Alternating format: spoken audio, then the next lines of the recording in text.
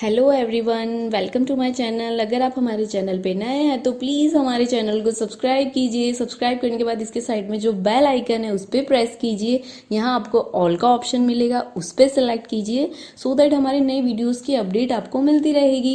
हमारे वीडियोस देखने के बाद उन्हें लाइक कीजिए, शेयर कीजिए सभी के साथ। शेयर करने के बाद प्लीज़ नीचे जाके कमेंट करके बताइए कि आपको हमारे वीडियोस कैसे लगे। Thank you so much. Good morning students, ગુજરાતીમાં આપણે ધોરણ 9માં હવે પાઠ 2 જેનું નામ છે પરોપકારી મનુષ્ય, જેના લેખિકા છે, લેખક નથી, ધ્યાન રાખવામાં આવશે કે લેખિકા છે વિદ્યાબેન નીલકંઠ, જેને અહીંયા આપણને અને એનો સાહિત્ય પ્રકાર છે હાસ્ય નિબંધ। તો આમાં આપણને એક વાતમાં એકને જેને દુઃખ હોય છે અને બીજાને હસવાની જે વાત કરે છે હાસ્ય નિબંધ, તો આ પાઠમાં આપણે પરોપકારી મનુષ્ય, પરોપકારી એટલે કે બીજાના દુઃખને દૂર કરવાવાળા જે આપણે મનુષ્યો હોય એને પરોપકારી મનુષ્ય કહેવામાં આવે છે। તો અહીંયા ખાલી લેખકને સામાન્ય એક આંજણી થઈ છે, જે આંખ ઉપર ફોડલી થાય છે એની વાત કરવામાં આવી છે। તો એ આંજણીના માટે લેખકને એટલા બધા ઉપાયો કરવાના લોકો અલગ અલગ બધી રીતે કહે છે। એ લેખકે અહીંયા જે લેખિકા વિદ્યાબેન નીલકંઠે સરસ મજાની રીતે આપણને હાસ્ય ઉત્પન્ન કરે અને જોડે જોડે લેખકને શું થાય છે, લેખકની આંખે શું પરિસ્થિતિ છે એની વાત અહીંયા સરસ મજાની કરી છે। કોઈને દુઃખ હોય છે પણ બીજાને તો હસવું આવે એવી વાત અહીંયા કરી છે।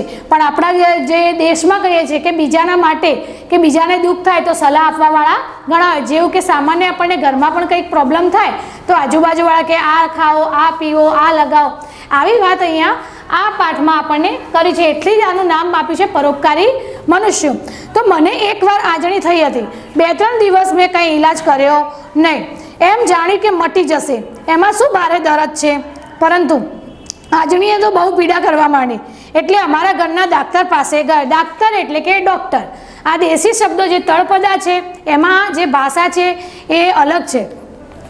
તેમણે કહ્યું એના પર કંઈ લગાડવાની જરૂર નથી, પાકે પાકે એટલે કે એમ કે હવે તૈયાર થશે એટલે હું ફોડી નાખીશ અને હું નસ્તરથી ફોડીશ, એક થઈ છે તેમાં કોઈ ફિકર નહીં, ફરી થશે તો પીવાની દવા હું લખી આપીશ, બહુ પીડા થાય તો શેક કરજો।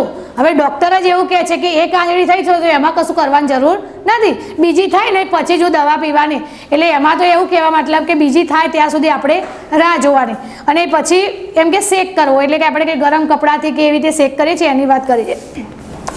હું ઘરે આવ્યો ત્યારે અમારા કુટુંબના એક મિત્ર મને મળવા આવેલા હતા। તેમણે કહ્યું કે ભાઈ ક્યાં જઈ આવ્યા, આ આંખે શું થયું છે?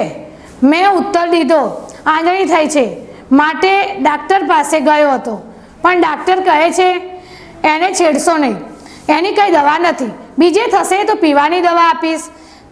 આટલું સાંભળતા અમારા એ મિત્ર ક્રોધે એટલે કે ગુસ્સે ભરાઈ ગયા।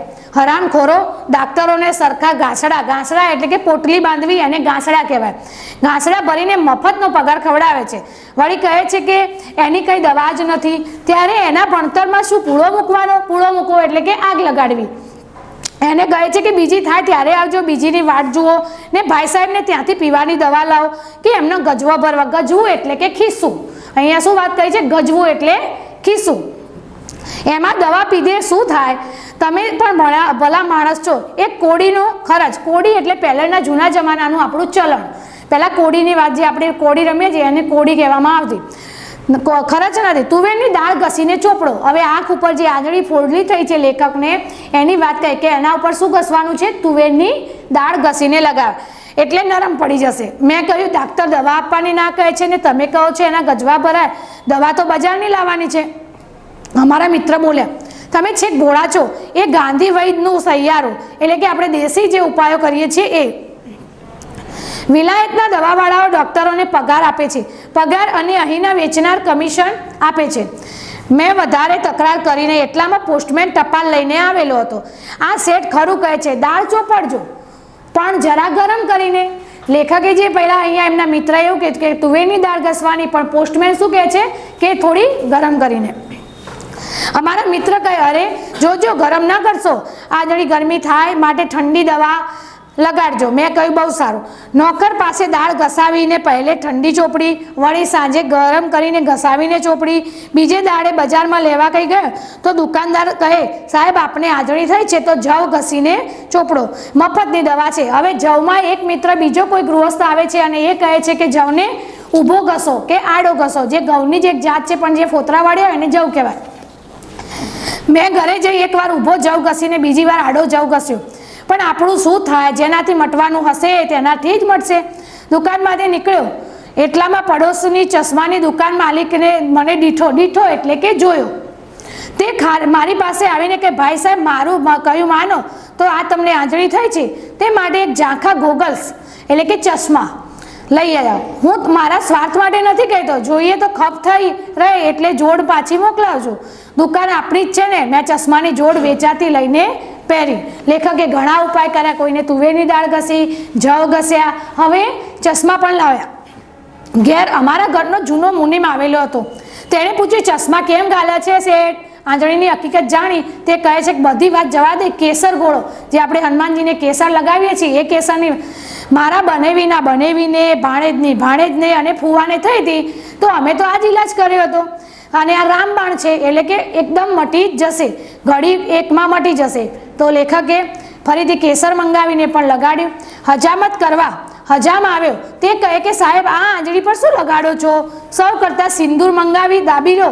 હવે સિંદૂર કોને ચડે? હનુમાનજીને. એ સિંદૂર લગાવવાની આંખે વાત કરે છે તો આંજળી દબાઈ જશે. સિંદૂર પણ દબાવ્યું. ઓફિસમાં મારી સાથે કામ કરનારા એક કહે ભાઈ હમણાં આંજળીના વાયરા છે. વાયરા એટલે કે બધી જગ્યાએ બધા લોકોને આવી આંજળી થાય છે, તેથી થોડા દાડા રહીને મટી જશે. અહીંથી રજા લઈને એક દાડો ઓઢી પોઢીને ઘેર સૂઈ જાઓ. એમના મિત્રએ એવું કહ્યું ઓફિસમાં કે હવે ઘરે જઈને સૂઈ જાઓ. કાંઈ કરવું જ હોય તો એક ટૂચકો બતાવ. ટૂચકો એટલે કે ટૂચકો આપણે કંઈક નજર ઉતારીએ કે એવું કંઈ હોય છે એને ટૂચકો કહેવાય.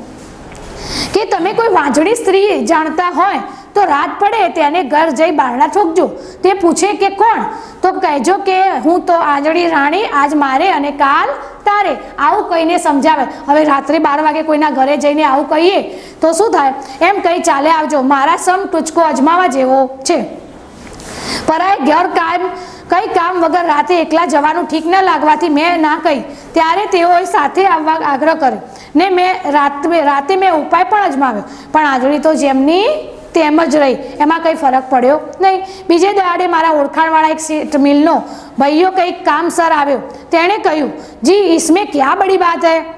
8 दिन का एक छोटा कटोरा भंग એટલે ભાંગ. આપણે જે શિવજીને ચડે છે ભાંગ કહીએ છીએ ને કે શિવરાત્રી, તો અહીંયા ભંગ એટલે કે ભાંગ પી લેજો. અને આપ ઇનકા ગુણ દેખ લો. ડૉક્ટર કી દવાઈ મેં ક્યાં પીને કા? ડૉક્ટરની દવાની જરૂર નથી, 8 દિવસમાં મટી જશે. મેં કહ્યું ભૈયાજી હું ભાંગ કે બીજો કોઈ કેફી પદાર્થ પીતો નથી. લેખક પીતા નથી એટલે ના પાડે છે.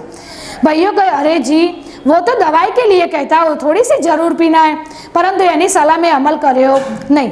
મારા વૃદ્ધ માસી પૂજાનું ચંદન ઘસતા હતા. આ ચંદન લગાડી જોયું, મેં તે પણ લગાડ્યું. જમતી વખત રસોઈઓ કહે સૂંઠ ચોપડો તો સૂંઠ ચોપડ્યું. બીજો ધોબી આવ્યો તે કહે લવિંગ ઘસીને લગાવો તો લવિંગ પણ ઘસ્યું.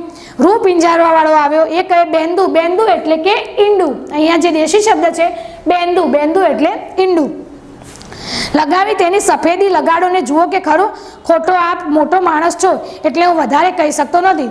તે ઉપાય પણ અજમાવ્યો કેમ કે દુઃખથી હું કંટાળી ગયો હતો. કંઈક રાતે કરતે આરામ થાય એમ જાણી હું પર દુઃખ ભંજન એટલે કે બીજાના દુઃખ દૂર કરનારને આપણે શું કહે છે? પર દુઃખ ભંજન. મનુષ્યોની સલાહ અમલમાં એક પછી એક મૂકતો હતો. ઘરની દળવાવાળી લોટ લઈને આવી. તે કહે શેઠ સાહેબ બધા ઉપાય કર્યા, એક મારો અજમાવો ને એટલે કે મારો ઉપાય પણ હજી રહી જાય છે. આમલીનો કચુકો જે ઇમલી હોતી है ना खट्टी सी उसमें जो दाना होता है तो એ કચુકો ઘસી અને જ્યાં સુધી એ ચોંટી જશે ત્યાં સુધી ઉખડે ને પછી આંજળી મટી જશે. એટલે હું ઊભો હતો એટલે ગોળ વેચનાર મારવાડી આવ્યો અને મારવાડી કહે કે ગોળ ગરમ કરીને એનો ચપકો લગાવી દો આંજળી પર. એ પણ ઉપાય કરાવ્યો. બીજા આમ એક ને એક ઉપાય કરતા લેખકને તો આંજળી તો મોટો થઈ ગઈ. અને એક પારસી મિત્ર આવ્યો. અરે આવું ગોળ તો કંઈ લગાવાતો હશે, આના કરતાં તો અરર મિસ્ટર આ શું ગોજ્યું કરી મૂક્યું છે? આંખને ઘી ગોળના લવારા કોઈ ખવડાવે છે? એમ કે ઘી ગોળ અહીંયા લગાવે. એક કાંદો એટલે કે પ્યાજ ડુંગળી તેનો રસ લગાડો. તેનાથી ન મટે તો મને 4 તમાચા મારજો. પાછું આવું પ્રૂફ સાથે કહે છે પારસી મિત્ર. તો જેમ તેમ કરીને કાંદાની દુર્ગંધ, કેમ કે ડુંગળીની વાસ આવે, તો એ પણ લગાડ્યો. હવે તો આંજળીના અંદર શા હાલ હતા એ ખબર પડે તેમ નહોતું. દવાઓના પડ ઉપરા ઉપરી આવી આંખની આજુબાજુ એક નાની ડુંગળી, એટલે કે જે આંખમાં લગાવીને એક મોટો, જેમ કે ડુંગળી એટલે પથ્થરનો જે નાના પહાડ હોય છે એને ડુંગળી કહેવાય, નાના. પણ છેવટે આંબલીનો કચુકો લટકાવી દીધો. દરદ થયા કરતું, તેથી ખબર પડી કે આ સર્વ ઇલાજો હવે પોતાનું કાર્ય કરી રહ્યા નહોતા. વેદનાને લીધે હું સૂઈ રહ્યો અને હવે પૂછે તો કહેવું નહીં એવો નિશ્ચય કર્યો. એટલામાં મને ઠીક નથી જાણતા મારા એક વિધવા ફોઈ આવ્યા. એ વિધવા ફોઈએ કહ્યું કે બેટા, મને તો કંઈ પણ દરદ થાય આવું કશું કરવાનું નહીં. ઘરમાં ઘઉંનો લોટ હોય, ઘી હોય ને ગોળ હોય, રોજ શીરો બનાવીને ખાઓ. આના જેવો કોઈ ઉપાય નહીં. અને જો પેટમાં દુખતું હોય ને મને, તો પણ હું તો બીજા દિવસે શીરો કરીને ખાઓ. આ જોઈને લેખકને હસવું પણ આવે કે ફઈ એમનેમ લાલ ચોળ નથી કે રોજ શીરો બનાવીને ખાતા. લેખકને સૌથી સારો ઉપાય ફોઈનો લાગ્યો. કયા ફોઈનો? વિધવા ફોઈનો. કેમ કે આમાં કોઈ લગાડવાની વસ્તુઓ છે ને, અને શીરો બનાવીને ખાવાની છે, અને અશક્તિ પણ ના આવે. તો આમ ઘણા દિવસ ચાલુ રાખે, પણ આંજળી તો કશાને ગાંઠે નહીં. અંતે પાછો ડાક્ટરને ઘેર ગયો. તેમણે આસિસ્ટન્ટ પાસે દવાઓનો ડુંગર, જે દવાઓ લગાવીને ડુંગર થઈ ગયો તો આંખ ઉપર, એ સાફ કરાવ્યો. 1 કલાકે અંદરની આંજળી તો દેખાય જ. તે પર ડાક્ટરે નસ્તર મૂક્યું. નસ્તર એટલે કે ચેકો કર્યો. શું કરવાનું? ચેકો મૂક્યો. અને મને આરામ થયો. મારા હિતેચ્છુઓએ મારી દયા ખાઈને મારા દુઃખનો ભાર ઓછો કરવા કાળજી રાખી હતી. તેમનો જાહેરમાં આભાર માનવાની આ તક લઉં છું. તો અહીંયા લેખકે એક બાજુ હાસ્ય ઉપજાવે એવા પ્રસંગ છે, અને બીજી બાજુ લેખકને ખુદને દુઃખ છે. તો આ પાઠ હાસ્ય મંદિરમાંથી લેવામાં આવ્યો છે. તો અહીંયા તમારે વિદ્યાર્થી મિત્રો આ પાઠ સમજીને એનો સ્વાધ્યાય, વિરોધાર્થી શબ્દો, તળપદા શબ્દો, શબ્દ સમૂહ, એ બધું તમારે લખવાનું રહેશે. અને એની જોડે પછી સ્વાધ્યાય છે, જે મેં પીડીએફમાં હું તમને મોકલીશ. તો તમારે વિદ્યાર્થી મિત્રો મને હોમવર્ક મારા પર્સનલ નંબર ઉપર પોતાનું નામ અને ક્લાસ લખી અને પછી મોકલાવાનું રહેશે. Thank you.